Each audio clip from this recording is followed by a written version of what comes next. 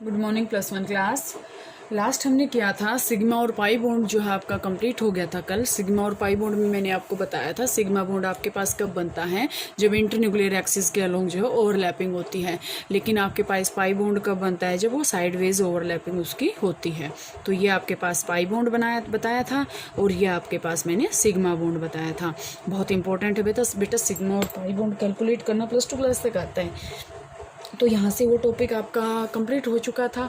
Next जो आज का टॉपिक हम करते हैं, बहुत इंपॉर्टेंट टॉपिक है, इस यूनिट के सबसे इंपॉर्टेंट टॉपिक है। और जो है आगे आप हायर क्लासेस तक साइंस पढ़ते हो, केमिस्ट्री पढ़ते हो, तो हायर क्लासेस तक आपके पास आएगा। तो इसकी वजह से 11th क्लास में इसको बिल्कुल डीपली कर लेना, प्रॉपर कर लेना। आज का जो टॉपिक आपके पास आता है बेटा, वो आपके पास आता है हाइब्रिडाइजेशन। सबसे पहले तो जो है आप डेफिनेशन समझिए कि हाइब्रिडाइजेशन होता क्या है। सबसे पहले बेटे आपके पास ये जो होता है इंटरमिक्सिंग होता है। जैसे मैंने आपको बताया था ना, ओवरलैपिंग क्या होता है, इंटरमिक्सिंग ऑफ एटॉमिक ऑर्बिटल, कि इंटरमिक्स हो जाते हैं आपस में एटॉमिक ऑर्बिटल्स जो हैं, इंटरमिक्स हो जाते हैं to form a new orbital, to form a new hybrid orbital. जो आपके पास नया जो ऑर्बिटल बनेगा उसको हम बोलेंगे हाइब्रिड ऑर्बिटल। ठीक है, न्यू हाइब्रिड ऑर्बिटल। तो इंटरमिक्सिंग होता है बेटा हाइब्रिडाइजेशन में। इसके मतलब क्या है कि ओवरलैपिंग जो है, अगर हम शेप देखें, अब आपके पास यहाँ से क्वेश्चन आता है कि हाइब्रिडाइजेशन करने की ज़रूरत क्यों हुई। क्योंकि सिंपल ओवरलैपिंग जो होती है ना, अगर हम बात करते हैं सिंपल ओवरलैपिंग की, तो सिंपल ओवरलैपिंग जो है does not tells us about exact shape, कि जो सिंपल ओवरलैपिंग है वो एग्जैक्ट शेप नहीं बता पाई। इसकी वजह से हमें क्या करना पड़ा, हाइब्रिडाइजेशन का टॉपिक करना पड़ा उसके अंदर। तो आज का जो टॉपिक है बेटा वो हम हाइब्रिडाइजेशन करेंगे, कंसेप्ट ऑफ हाइब्रिडाइजेशन करेंगे। और ये किसने किया था, पॉलिंग ने इसको इंट्रोड्यूस किया था। ठीक है, पॉलिंग ने इसको इंट्रोड्यूस किया था कि हाइब्रिडाइजेशन होता क्या है। तो सबसे पहले बेटा हम कार्बन की जो है हाइब्रिडाइजेशन के अंदर हम सबसे पहले कार्बन का जो एग्जांपल लेते हैं। अब सबसे पहले आपको जो है कार्बन की जो है इलेक्ट्रॉनिक कॉन्फ़िगरेशन आनी चाहिए। 6 इलेक्ट्रॉन होते हैं, 1s2, 2s2 और 2p2, ये है। ठीक है, 2p2 बहुत जर्नल सा करवाऊंगे आज। 1s2, 2s2, 2p2। 2p को अब जैसे अगर आप ऑर्बिटल इसमें ओवरलैपिंग करोगे ना बेटा, तो यहाँ से आपको 2px1 और 2py1 ऐसे लिखना पड़ेगा। ठीक है, यहाँ से आपके पास क्या होएगा, इसको समझने से पहले आप एक बात और नोट करें कि किसी भी मॉलिक्यूल, किसी भी एटम के बीच में जब कोवलेंट बॉन्ड बनता है तो एनर्जी जो है रिलीज होती है। ठीक है, एनर्जी जो है रिलीज होती है। तो एनर्जी रिलीज है तो हम यहाँ से इसको क्या कहेंगे कि ये जो है एनर्जी रिलीज अगर हो रही है तो ये क्या है, एक्सोथर्मिक होता है। अब एक्सोथर्मिक है तो ये जैसे कार्बन है, अब हम यही कहते हैं कि इसको किसी, जैसे कार्बन को 4 हाइड्रोजन के साथ जो है कोवलेंट बॉन्ड बनाना, आपको पता है 10th क्लास में था कि ये कार्बन ने चारों तरफ से कोवलेंट बॉन्ड बना रखे हैं। तो जब ये बॉन्ड बनते हैं तो एनर्जी जो है यहाँ से रिलीज हो रही है। ठीक है, एनर्जी जो है यहाँ से रिलीज हो रही है। तो अब आपके पास आएगा, एक आपके पास आएगा बेटा यहाँ से, मैं इसको थोड़ा सा करवाने से पहले मैं यहाँ से आपको बताऊं तो 2 स्टेट आएंगे आपके पास। एक आपके पास आएगी ग्राउंड स्टेट और दूसरी आपके पास आएगी एक्साइटेड स्टेट। पहली आपके पास ग्राउंड स्टेट, दूसरी आपके पास एक्साइटेड स्टेट। जैसे अगर हम बात करते हैं ग्राउंड स्टेट की, देखो ग्राउंड का मतलब क्या होता है, बिल्कुल फ्लोर पे जो लेवल होता है। ये अगर हम बात करते हैं यहाँ पे कोई इलेक्ट्रॉन्स बैठे हैं यहाँ पे, इसने जो है कुछ यहाँ से हीट एनर्जी जो भी है यहाँ से मिल गई, ये कहाँ जाएगा, एक्साइटेड स्टेट में जाके बैठ जाएगा। ठीक है, तो ये जो लोअर लेवल पे होती है इसको हम बोलते हैं ग्राउंड स्टेट और इसको हम बोलते हैं एक्साइटेड स्टेट। ये ग्राउंड स्टेट होता है और ये आपके पास क्या होता है, एक्साइटेड स्टेट।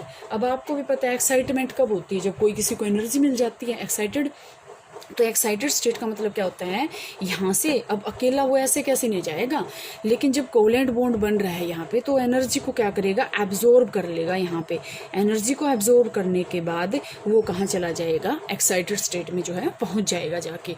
तो ये जो है आज हम स्टडी करते हैं। अब यहाँ से देखो, मैंने कार्बन की बात की, अब कार्बन की जो हम ग्राउंड स्टेट के अंदर अगर कॉन्फ़िगरेशन देखें, ध्यान से देखना, अब ये जो है इसके अंदर ग्राउंड स्टेट है सारी की सारी, ठीक है। अब अगर हम यहाँ से ग्राउंड स्टेट की अगर हम बात करते हैं तो ग्राउंड स्टेट में आपके पास क्या आएगा बेटा, ये 1s, ये 2s का ऑर्बिटल है, ठीक है। और अगर हम बात करते 2p का ऑर्बिटल है, ये 2p में कितने हैं, 2 ही इलेक्ट्रॉन हैं, ठीक है। ये आपके पास क्या है, ग्राउंड स्टेट, ठीक है। अब अगर हमें, अब देखो ये कार्बन सिंपल है, लेकिन जब इसके पास हाइड्रोजन आ जाएगा बॉन्डिंग करने के लिए तो कौन सा बॉन्ड बनाएगा, कोवलेंट बॉन्ड बनाएगा। कोवलेंट बॉन्ड बनते ही इसको कार्बन को क्या मिल जाएगी, एनर्जी मिल जाएगी, पूरे के पूरे मॉलिक्यूल को एनर्जी मिल जाएगी। तो यहाँ से क्या होगा, अब जैसे अगर हम फिर से यही बात करते हैं, ये आपके पास क्या है 1s, इसको थोड़ा सा मैं यहाँ से बड़ा बनाती हूँ, ये तो ग्राउंड स्टेट है, यहाँ से ये है, ये क्या है 1s, ये क्या है 2s, और यहाँ पे ये क्या है 2p। 2p में कितने इलेक्ट्रॉन थे, 2। अब कल ही मैंने आपको ये बताया था कि 2 टाइप्स के ऑर्बिटल होते हैं, एक आपके पास होता है कंप्लीटली हाफ फिल्ड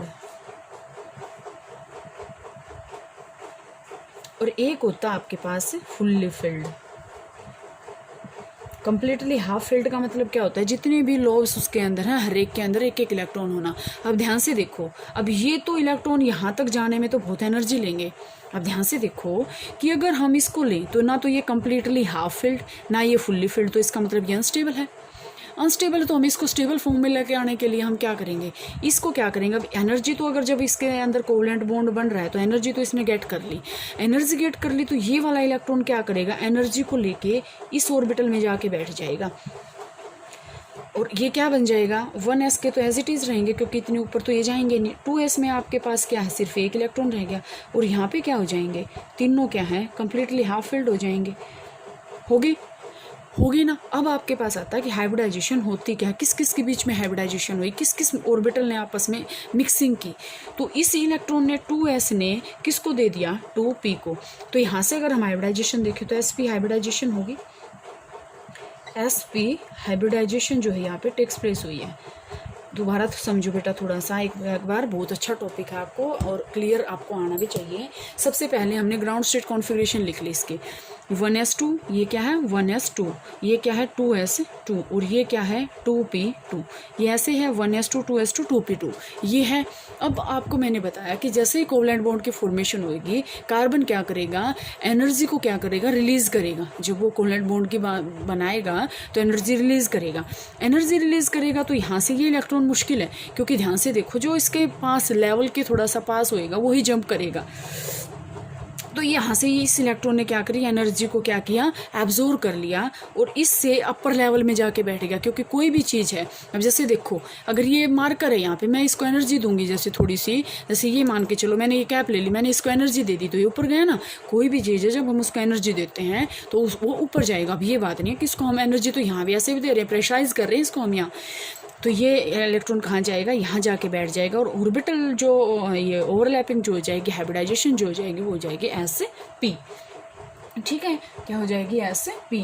क्यों है, क्योंकि 2s ऑर्बिटल और 2p ऑर्बिटल के बीच में क्या हो रही है, हाइब्रिडाइजेशन हो रही है। ठीक है, यहाँ तक ये टॉपिक करोगे बेटे। कल जो है बोरोन का और बेरिलियम का और करवाऊंगी, हाइब्रिडाइजेशन के टाइप करवाऊंगी और ये आपको और अच्छे से समझ में आ जाएगा।